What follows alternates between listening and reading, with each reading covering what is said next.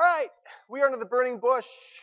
We are continuing our series on Exodus chapter 3 and 4. The burning bush, that is the actual burning bush. If you pressed people and said, is it still alive? There's a monastery out in the Middle East where they say, this is it. That's the burning bush. I don't know if I believe that, but I thought I could just put up a picture of it. All right, let's whet the palate. True or false? Number one, the angel of the Lord is always God. When you read in the Bible, the angel of the Lord, is that always God? False. It is not always God. We're going to look at some of the ways you can figure that out. Number two, God is sensitive to the misery of his people. True. Yeah. And your misery too. Yeah. Three, God's full name is I am.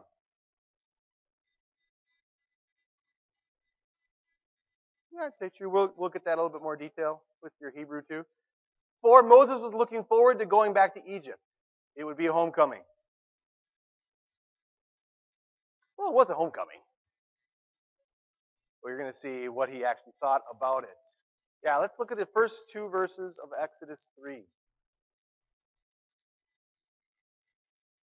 His father-in-law, the priest of Midian, and he led the flock to the far side of the desert and came to Horeb, the mountain of God. There the angel of the Lord appeared to him in flames of fire from within a bush. Moses saw that though the bush was on fire, it did not burn up. All right, here you go. Is this the angel? Is this the angel of the Lord, an angel or the Lord? Just from this verse.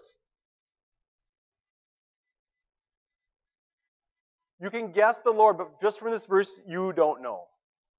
Jenna's already read this chapter a few times, but yeah, just from this verse, you can't tell that. But let's keep going. Verses 3 through 6. So Moses thought, I will go over and see this strange sight, why the bush does not burn up. when the Lord saw that he had gone over to look, God called to him from within the bush. Moses, Moses, Here I am. do not come any closer. Take off your sandals, for the place where you are standing is holy ground. I am the God of your father, the God of Abraham, the God of Isaac, and the God of Jacob. At this, Moses hid his face, because he was afraid to look at God. All right, go back. From this, how do you know that this is actually the Lord? A couple obvious ones. God's talking, right? What happened to the ground?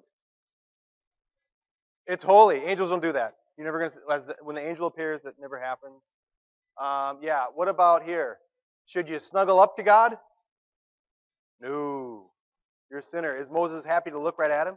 Wow, that's cool. No. It's scary looking. Anytime a sinner gets in the presence of God, bad things happen. Okay?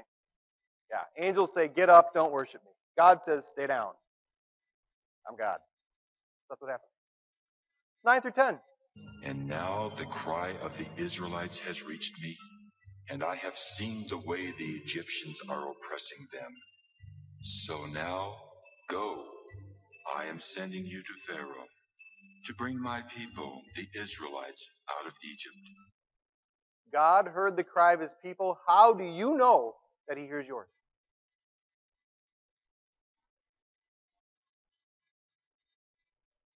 The Bible does, in fact, say And so. call upon me in the day of trouble. I will deliver you, and you will honor me. A lot of times when you're reading the Bible, you can pick something out and say, if that happened to them, it probably happened to me.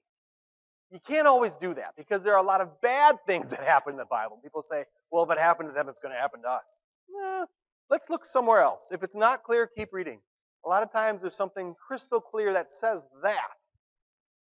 Call upon me. I'll deliver you. Whatever the problem. And then all those examples, okay, sure. Yeah, it does apply to me. Exodus 3:13, this is the name of God. Suppose I go to the Israelites and say to them, the God of your fathers has sent me to you. And they ask me, what is his name? Then what shall I tell them? I am who I am.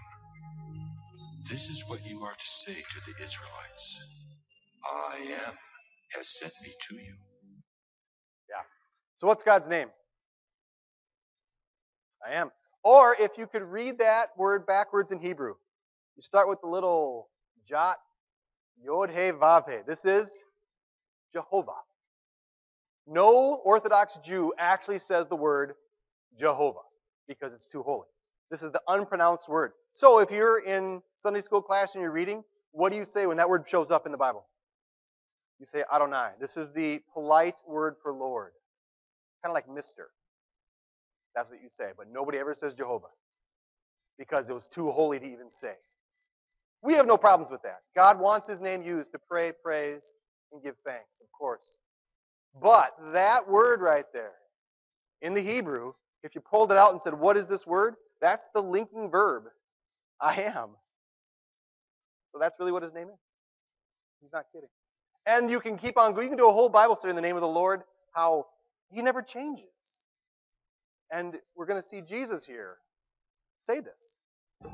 Your father Abraham rejoiced at the thought of seeing my day. He saw it and was glad. You are not yet 50 years old, the Jews said to him. And you have seen Abraham?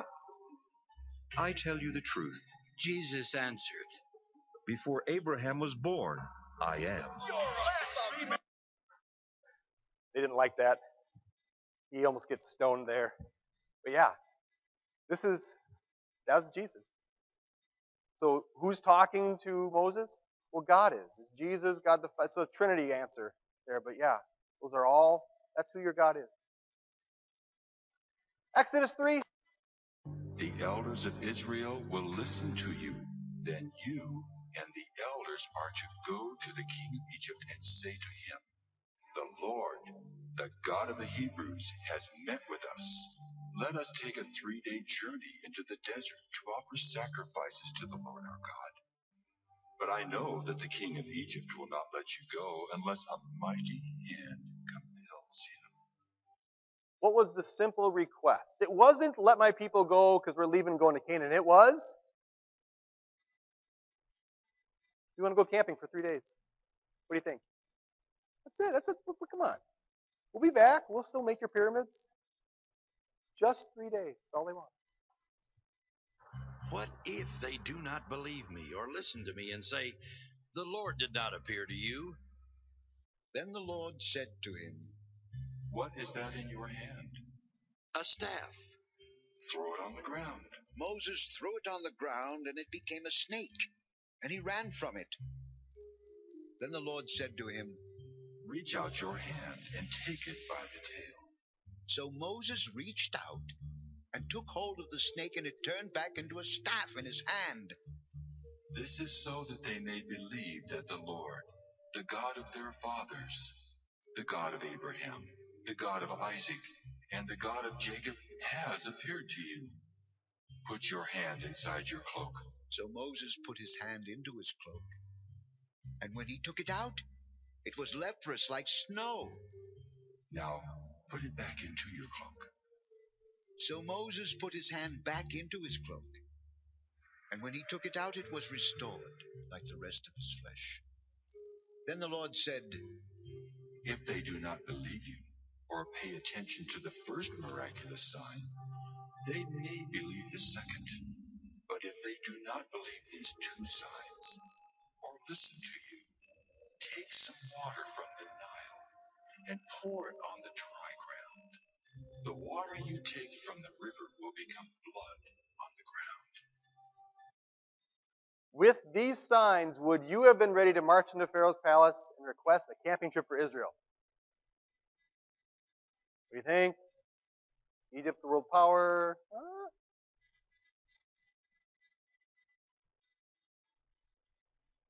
Yeah, probably not. I don't know. I guess it's hard to say. I can't even imagine being in Moses' shoes. However, you have to know a little thing or two about Moses. Oh, Lord, I have never been eloquent, neither in the past nor since you have spoken to your servant.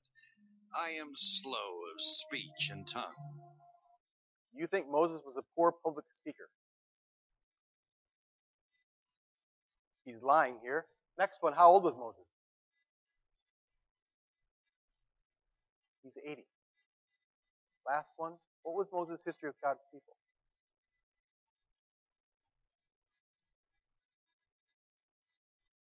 They did run him out of town. Listen to Acts. This is Stephen's sermon about Moses. At that time Moses was born, and he was no ordinary child. For 3 months he was cared for in his father's house. When he was placed outside, Pharaoh's daughter took him and brought him up as her own son. Moses was educated in all the wisdom of the Egyptians and was powerful in speech and action. You think Moses was a poor public speaker? No. He had the best training the world could offer. God knew that he needed somebody to lead his people out of Egypt, so we're going to have somebody trained by the Egyptians, the best of the best. When Moses was 40 years old, he decided to visit his fellow Israelites. He saw one of them being mistreated by an Egyptian, so he went to his defense and avenged him by killing the Egyptian. Moses thought that his own people would realize that God was using him to rescue them, but they did not. The next day, Moses came upon 2 Israelites who were fighting. He tried to reconcile them by saying, "Men, you are brothers. Why do you want to hurt each other?" But the man who was mistreating the other pushed Moses aside and said, "Who made you ruler and judge over us? Do you want to kill me as you killed the Egyptian yesterday?" When Moses heard this, he fled to Midian, where he settled as a foreigner and had 2 sons. How old was Moses? He was 80 when this burning bush happened. What about the first time he tried to lead God's people out of Egypt? 40 years. This is a lifetime ago that this happened. Do you think that had like a little bitter taste in his mouth? And so what was Moses' history with God's people? I tried, God. They weren't interested.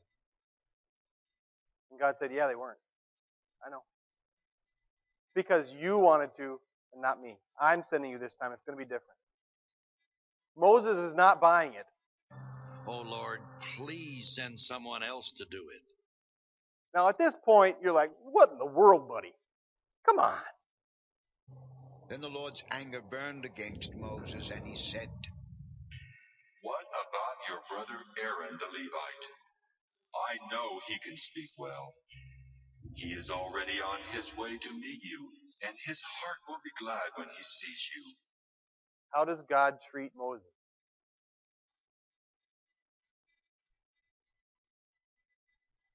He's taken away his excuses, and did he strike him dead? No, no. Patience, my word, yes, patience. He is so patient with us, and especially Moses. And those were just all excuses. He just doesn't want to do it. And it's kind of brash. You see this different times in the Old Testament and even in the New. Hey, I want you to do this. No, I don't really want to. Not going to do it. Jonah, no, not going to go to Nineveh. I'm going to run. It's crazy. And yet I wonder, are we really any different? Do you need God to speak to you out of a bush to be so brazen as to say to God, no thanks? We do that when we hear him speak to us in his word and we just ignore it. Any questions? There's a whole next section that I don't think we're going to get to next week. We go in a different direction. That is the Exodus. But if not, say this closing prayer with me. When I am called to serve, Lord, let me remember that you are I am, ever faithful and unchanging in your love for me. Move me by your grace to serve you willingly, to the glory of your saving name. There is a song associated with this chunk of the Bible, and you will hear, you will hear Louis Armstrong sing it for you.